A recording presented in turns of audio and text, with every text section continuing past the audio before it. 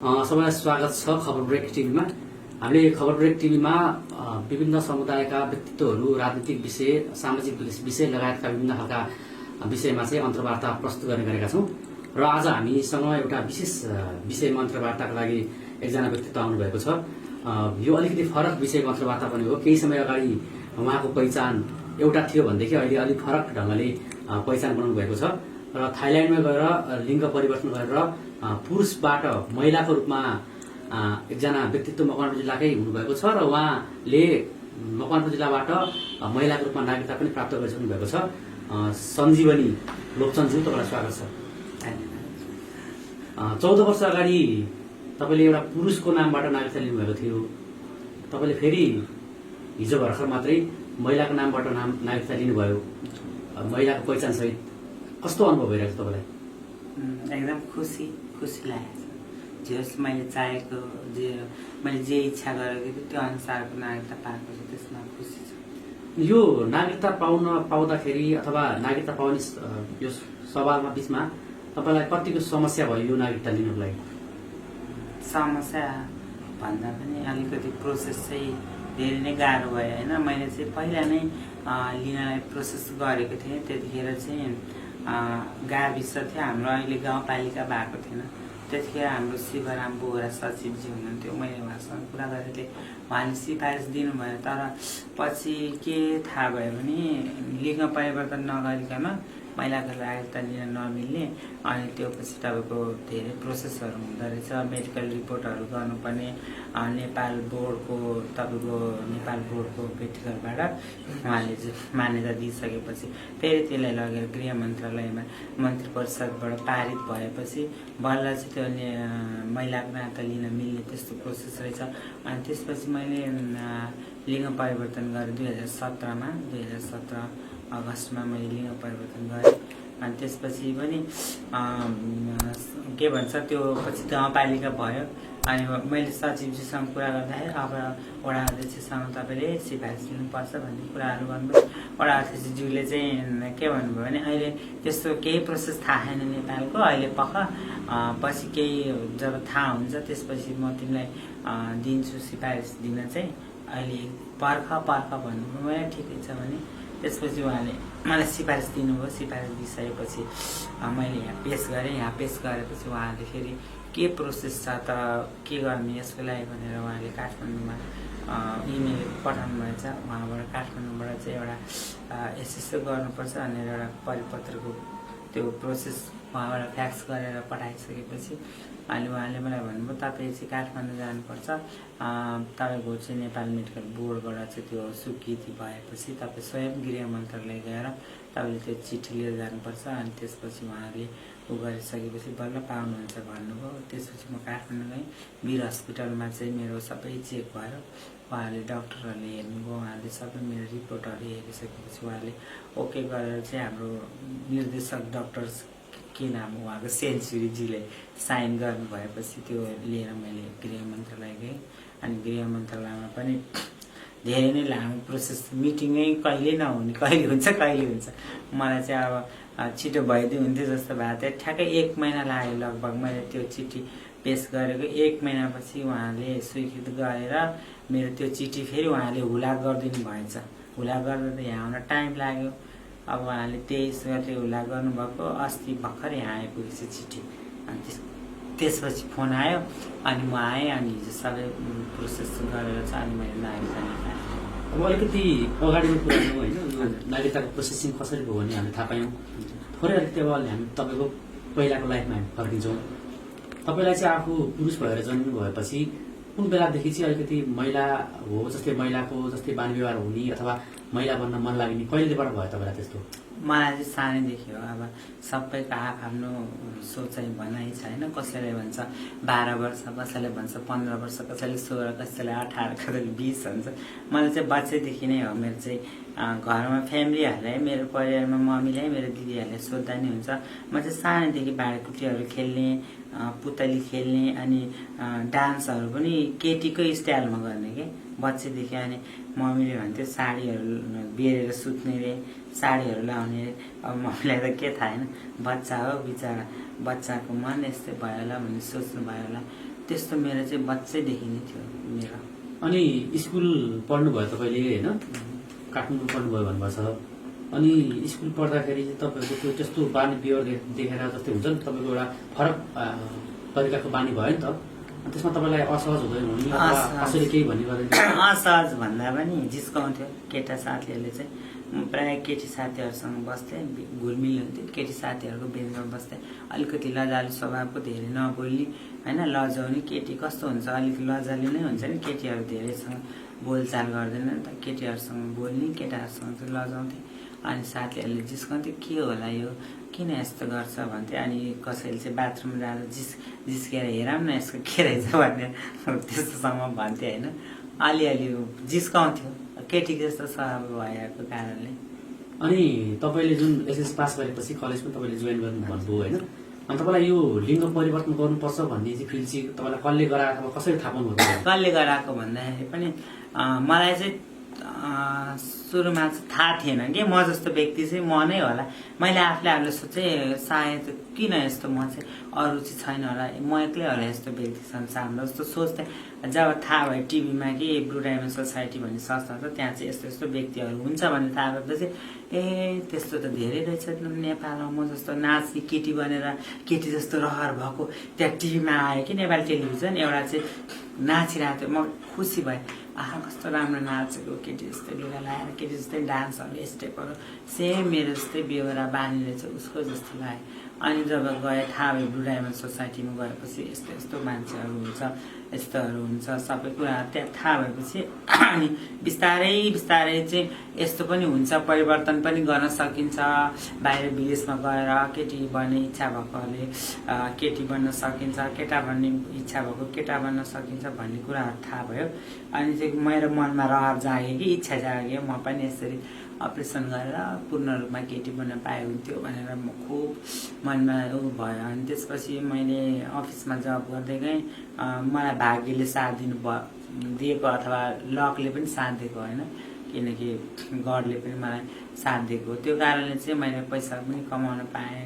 अनि जब गर्दै जाँदाखेरि काठमाडौँबाट वीरगन्जमा चाहिँ म ट्रान्सफर भएँ। त्यहाँ चाहिँ कोअर्डिनेटरको रूपमा मैले 8 वर्ष जब गरेँ। मैले वीरगन्ज अफिस चलाएको, त्यहाँबाट मैले बिस्तारै पैसाहरू जम्मा गर्दै गरेर चाहिँ अनि यसरी मैले अपरेसन गरेँ। अनि कति जति पैसा खर्च हुँदैछ तपाईँहरूको त्यहाँ अपरेसन गर्दाखेरि?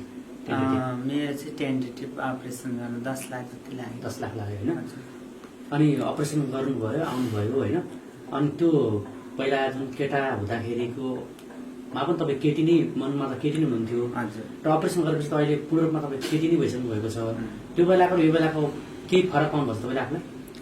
फरक भन्दाखेरि पनि अब पहिला चाहिँ अलिकति कस्तो कस्तो फिल हुन्थ्यो कि, अनि अहिले चाहिँ अलि पहिला चाहिँ अलिकति अङ्गमा पुरुषै भएको कारणले चाहिँ त्यति डरहरू हुन्थेन नि त। केटी जस्तो भए पनि अलिकति कसैले केही भने पनि यस्तो भन्छु, कसैले केही जिस्कायो भने हिर्काइदिन्छु, कसैले केही भन्यो भने यस्तो जुत्छु भन्ने त्यस्तो आँट आउँथ्यो। अहिले चाहिँ त्यस्तो खालको बलहरू हुन्छ नि, त्यो आँट आउँदैन कि, डर लाग्छ।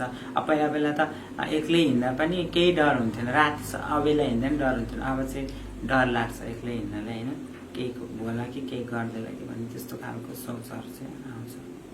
अब तपाईँ सायद अविवाहित हो कि विवाहित हो त्यो मलाई थाहा भएन, के छ तपाईँको? अब म अविवाहित नै। अविवाहित भनेपछि अब त चेन्ज पनि भइसकेको छ होइन। डक्टरले के भनेको छ, कति वर्षसम्म बिहे गर्नुहुन्छ हुँदैन होइन, अथवा बिहे गर्ने सोच छ कि छैन तपाईँको? अब यसलाई यो जीवनलाई चाहिँ तपाईँले अब थप व्यवस्थित गर्दै अब एउटा परिवार बनाएर होइन लाने कस्तो के छ तपाईँको प्लानिङ? प्लानिङ त अब अहिले चाहिँ त्यस्तो केही सोच छैन।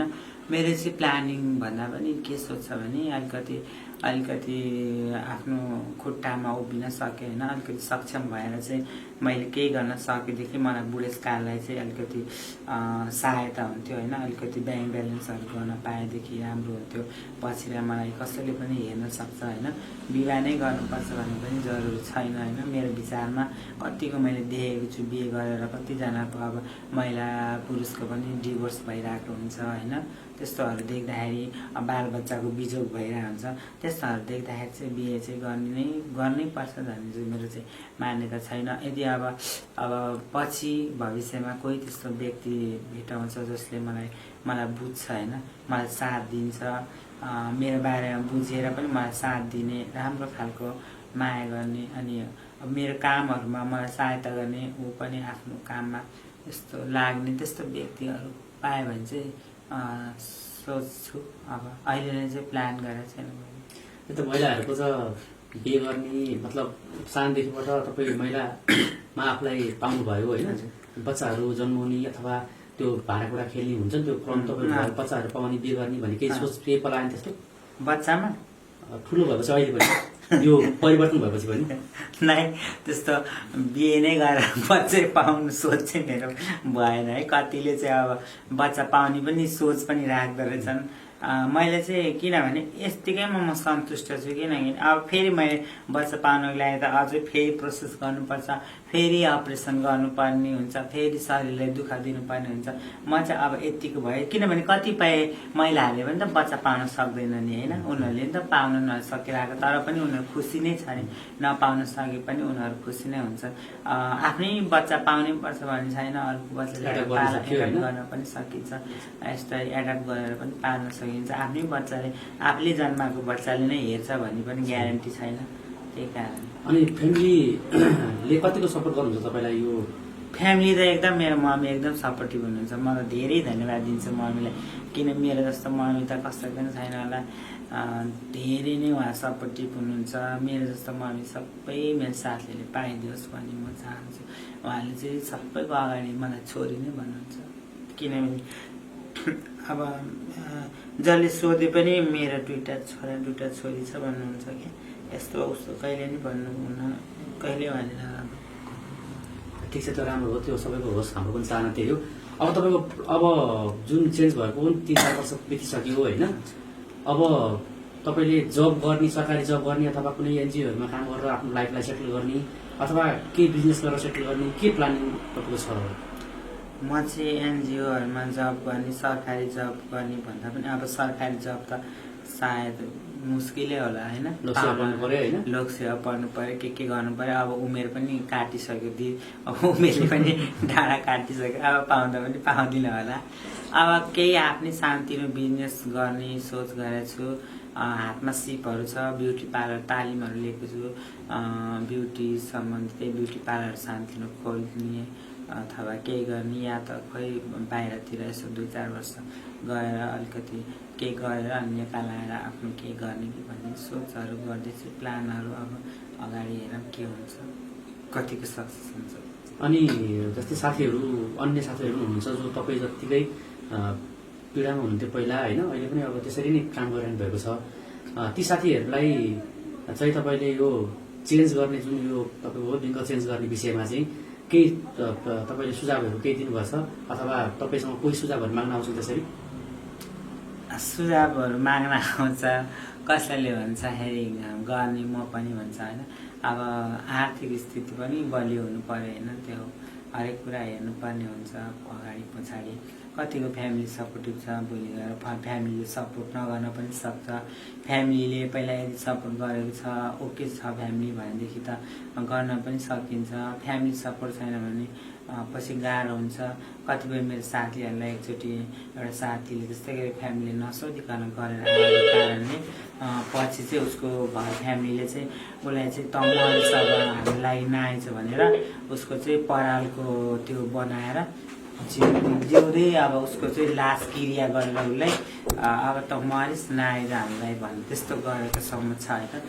उसलाई चाहिँ जिउँदै मारेर उसको क्रिया गरेर त्यस्तो गरेको अवस्थाहरू छ। त्यही कारणले फ्यामिलीले यदि सपोर्ट गर्छ, फ्यामिलीले एक्सेप्ट गर्छ भने त गर्दा ठिकै हो, नत्र भने चाहिँ गर्नु राम्रो होइन। किनकि धेरैजना साथीहरू गरेर पस्ताएको छ, जस्तो तपाईँको मेन्टल केसहरू आइरहेको हुन्छ होइन, त्यस्तो त्यही कारणले अलिकति गर्दाखेरि बुझेरै गर्दा राम्रो। र अब हामी अन्त्यमा छौँ होइन, तपाईँको खास मकवानपुर जिल्लामा रहेर बसेर तपाईँले यो पहिलो व्यक्तित्व पनि हुनुपर्छ मेरो विचारमा यो लिङ्ग परिवर्तन गरेको मकवानपुर जिल्लाको केसमा। नेपालमा पनि धेरै यस्ता घटनाहरू छैनन्, थोरै थोरै मात्रै छन्। अब जुन तपाईँकै जस्तै साथीहरू, नयाँ साथीहरूलाई लाइफ व्यवस्थापन गर्न अथवा सहज ढङ्गले जीवन जिउनको लागि चाहिँ तपाईँको के सुझाव हुन्छ, के भनाइ हुन्छ? उहाँहरूलाई कसरी चाहिँ तपाईँहरू जत्तिकै जस्तै साथीहरूलाई चाहिँ अब लाइफलाई चाहिँ अलिकति व्यवस्थित ढङ्गले अगाडि बढाउनु पर्ने हिसाबमा होइन अथवा त्यो भन्नेमा तपाईँको के एउटा सुझाव हुन्छ त्यसमा? मेरो चाहिँ के सुझाव छ भने जति पनि साथीहरू छ अल्पसङ्ख्यकहरू होइन तेस्रो लिङ्गी साथीहरू युनिक अल्पसङ्ख्यक साथीहरू चाहिँ जसले पढे लेखेको छ यदि तपाईँ पढ्नु भएको छ सक्षम छ भने जाहिर खानुस् खोजेर होइन अब जाहिर नखाइकन धेरै जस्तो साथीहरू पढेर पनि विकृतिहरू फैलाइरहेको छ। छिट्टो नै पैसा कमाउने एउटा स्रोतको माध्यममा यौन पेसाहरू अप्नाइरहेको छ होइन जसले गर्दा समाजमा विकृतिहरू भइरहेको कारण छ। त्यस्तो नगरिदिनु होला। यदि तपाईँलाई त्यस्तै फ्यामिलीबाट नराम्रो तपाईँहरूले गरिरहेको छ फ्यामिलीले हेला गरेको छ भने ब्लू डायमन्ड सोसाइटी छ होइन उहाँहरूले वकालत गरिरहनु भएको छ हक अधिकारको लागि बोलिरहनु भएको छ उहाँहरूले सपोर्ट गर्नुहुन्छ। अनि तपाईँले जति पनि अब कतिपय ब्लू डायमन्ड सोसाइटीले जब दिइरहेको छन् कतिले जब गरिरहेछ कतिले त गरेका छैनन् तर नगरेकोहरूले पनि गरेकोले पनि दुवैले यौन पेसा गरेको अवस्थाहरू छ। त्यस्तो चाहिँ नगरिदिँदा राम्रो हुन्छ किनकि समाजले नराम्रो भनिरहेको छ। जो जागिरमा आबद्ध भएर पनि त्यो गर्नु भनेको चाहिँ एकदमै घृणित काम हो त्यो गिर्नु हो एकदमै होइन। पैसाले मान्छेलाई कहिले पनि पुग्दैन। हुन त पहिला मसँग जागिर थियो त्यतिखेर नि म सन्तुष्ट थिएँ अहिले मसँग छैन म अहिले नि सन्तुष्ट छु किनभने सबै कुरा पैसा होइन इज्जत पनि ठुलो कुरा हो होइन। अब मैले पनि त मेरो यहीँ घर छ मेरो सबै मान्छे आफन्त यहाँ छ म राति रोडमा उभियो भने मेरो के इज्जत रहन्छ मलाई कसले राम्रो भन्छ। त्यही कारणले चाहिँ अब समुदाय घर फ्यामिली परिवार आफ्नो सबै कुरालाई हेर्नुपर्छ समाजलाई हेर्नुपर्छ विकृतिले नफैलाइदिनु होला। यदि आफ्नो हातमा सिप छैन भने अब विभिन्न तालिमहरू दिइरहेको छ होइन ओडाले नगरपालिकाले तपाईँको ब्लू डायमन्ड सोसाइटीले पनि त्यस्तो तालिमहरू दिएर चाहिँ उहाँहरूले सक्षम बनाइरहेको छ। एउटा पेसा गर्नु एउटा आफ्नो एउटा राम्रो एउटा इज्जत दिने खालको कुनै एउटा होइन पेसा गरेर बस्नु एउटा पसल गरेर बस्नु या त कुनै सानोतिनो जस्तो फ्यान्सी पसलहरू भयो जस्तै कपाल कट्ने कपालको मेकअपको भयो हेयर स्टाइलको भयो ब्युटी पार्लरहरू भयो त्यस्तोहरू कामहरू गरेर खाँदा राम्रो हुन्छ। धेरै विकृति एकदम फैलिरहेछ अहिले जसले नि मान्छेले नि धेरैले नराम्रै सोच्छ तिमीहरू जस्तो त यस्तो हो भन्छ एउटाले गर्दाखेरि अर्कोले नराम्रो असर पर्न जान्छ। सबैले देशैभरिको मान्छेले ठमेलको कुराहरूलाई उठाएर हुन्छ होइन। तर यो सबै कुराहरू भइरहँदाखेरि पनि ब्लू डायमन्ड सोसाइटी चुप्प लाएर बसिरहेको छ। अब एक्सन लिँदैन। अब भनौँ भने पनि उनीहरू पनि आक्रोशित भएर उल्टै उहाँहरूले अब खाउनदै गरेर आउँछ। किन यस्तो गर्छन् उनीहरूले अब यो कुरालाई चाहिँ बुझिदिनुपर्छ किनकि प्रायः जस्तो हाम्रो साथीहरू कतिपय चाहिँ इन्डिया पलायन हुनुभएको छ किनकि इन्डियामा चाहिँ एउटा राम्रो त्यहाँ एउटा मागेर खाने एउटा त्यो चलन छ क्या त्यहाँ चाहिँ एउटा परम्परा एउटा संस्कृति छ त्यहाँ चाहिँ जस्तै कसैको बच्चाहरू भयो भने विवाह भयो भने शुभ अवसरमा गएर चाहिँ बधाईहरू लिने त्यस्तो कार्यक्रमहरू गरेर चाहिँ उहाँहरूले जीविकोपार्जन आफ्नो पेट पालिरहेको छ। नेपालमा पनि अहिले सुरुवात हुँदैछ बिस्तारै अब जस्तै नवलपरासीमा पनि छन् एकजना हाम्रो सपना दिदी टिकटकमा धेरै भाइरल हुनुभएको छ अनि अर्को यहाँ पर्सातिर नै हुनुहुन्छ। बिस्तारै बिस्तारै नेपालमा पनि त्यो सिस्टम आउँदैछ। मान्छेले त्यसरी चाहिँ एउटा इज्जतसँग बसेर गऱ्यो भने मान्छेले इज्जत गर्छ नत्र भने मान्छेले नराम्रो भन्छ नराम्रो सोच्छ। त्यही हो म चाहिँ अब आउने पिँढीलाई चाहिँ त्यही भन्न चाहन्छु पढ्दै हुनुहुन्छ भने पढ्नुहोस् पढाएर नछोड्नुहोस् किनभने शिक्षा नै सबभन्दा ठुलो कुरा सबैभन्दा ठुलो हतियार हो होइन। पढ्नुभयो भने अब धेरै किनभने नेपाल सरकार पनि अहिले धेरै नै पहिलाको भन्दा फराकिलो भइसक्नु भएको छ। उहाँहरूले केही न केही गर्ने उहाँको योजना होला कसरी उहाँहरूले व्यवस्थित गर्ने तेस्रो लिनेहरूले कसरी उ गर्ने भन्ने कुराहरू हुन्छ होला होइन। किनभने उहाँहरू पनि चिन्तित छ यो विषयलाई लिएर तेस्रो लिनेहरूले गरेको विकृति अब कतिपयलाई चाहिँ त्यो कारणले ज्यान जोखिममा हालिरहनु परेको छ। अस्ति भर्खरको केस हाम्रो साथी अजितालाई मार्यो होइन हत्या गर्यो उहाँको एकदम निर्मम तरिकाले उहाँले एकदमै हत्या भयो उहाँको किनकि अल्पायुमा उहाँलाई यसरी मर्नु पर्यो। त्यही कारणले चाहिँ जोखिममा ज्यानलाई जोखिममा राखेर त्यसरी हिँड्नु भन्दाखेरि एउटा परिश्रम गरेर मेहनत गरेर एउटा होइन एउटा असल काम, एउटा इज्जतदार काम गरेर खाँदा चाहिँ राम्रो हुन्छ। मान्छेले पनि भन्छ यस्तो व्यक्ति भएर पनि फलानाले यसरी गरेर खाइरहेछ भन्ने हुन्छ। यदि हामीले नराम्रो काम गऱ्यो भने सबैले नराम्रै नजरले हेर्छ होइन, कसैले नि इज्जत दिँदैन। मेरो उहाँहरूलाई त्यही भनाइ हो। हरेक व्यक्तिहरू मरिरहेको छ होइन, त्यसले कहाँ हरेक ठाउँमा त्यसरी मारिरहेको छ। कोही गाडीले राति हिँड्दा किच्दिएर पूर्वतिर त्यसरी मार्यो, उहाँ तपाईँको चितवनमा पनि त्यसै गरी ढुङ्गाले 3-4जनाले त्यसरी मार्यो। त्यसरी ज्यानलाई आफूलाई किन जोखिममा पार्ने भन्ने चाहिँ मेरो उहाँहरूलाई सुझाव छ। पढ्नुहोस्, राम्रोसँग अगाडि बढ्नुहोस् होइन, जागिर खानुहोस्, एउटा सानोतिनो केही आफ्नो पेसाहरू अप्नाओस्। नेपाल सरकारले नि पछि सायद मेरो विचारमा कोटाको व्यवस्था गर्नुहुन्छ होला त्यस्तो व्यक्तिहरूको लागि होइन, केही न केही उहाँले व्यवस्था गर्नुहुन्छ भन्ने मलाई लाग्छ। अब ब्लू डायमन्ड सोसाइटीले मात्रै गर्छ भनेर पनि मुख ताक्नु भएन होइन। अब प्रायः जस्तो साथीहरूले चाहिँ ब्लू डायमन्ड सोसाइटीले गर्दैन, यस्तो गर्दैन उस्तो गर्दैन भनेर भन्छ होइन।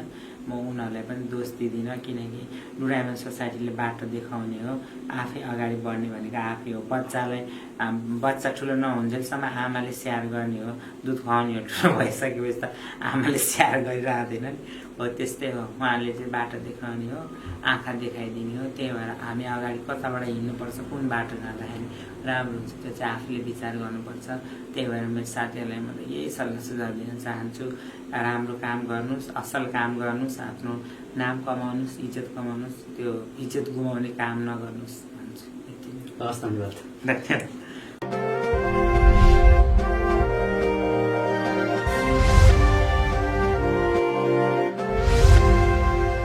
खबर ब्रेक टिभी, हरेक खबर विशेष खबर।